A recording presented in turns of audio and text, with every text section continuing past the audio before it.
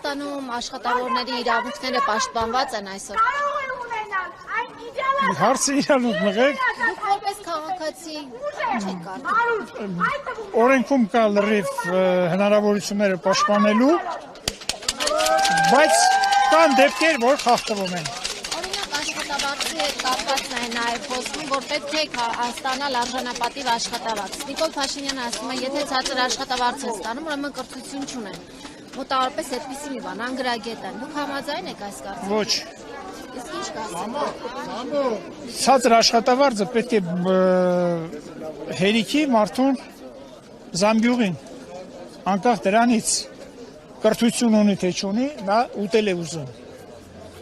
Պետք է բավարարվի այդ պայմանները, որպեսզի մարդիկ սոված չմնան։ Գիտեք, որ համալսարանը չի ավարտել Նիկոլ Փաշինյանը, երկրի ղեկավարը, որ նույնիսկ համալսարան չի ավարտել, արդյոք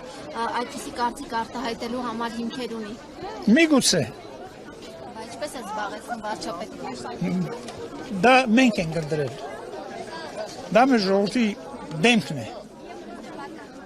Եվ Բողոքելու տեղ չունենք։ խնդիր չեք տեսնում։ Ես խնդիր շատ եմ տեսնում, պարզապես դա միակ իմ խնդիրով չի լուծվելու, դա ամբողջ ժողովուրդն է ընտրել իրեն։ Հնարավորություն չկա նորից ընտրելու կամ չընտրելու։ Ինչ կա, ամսի 26 թվականին նորից ընտրություն կլինի, ժողովուրդը արդեն իր դիրքը նորից կարտահայտի։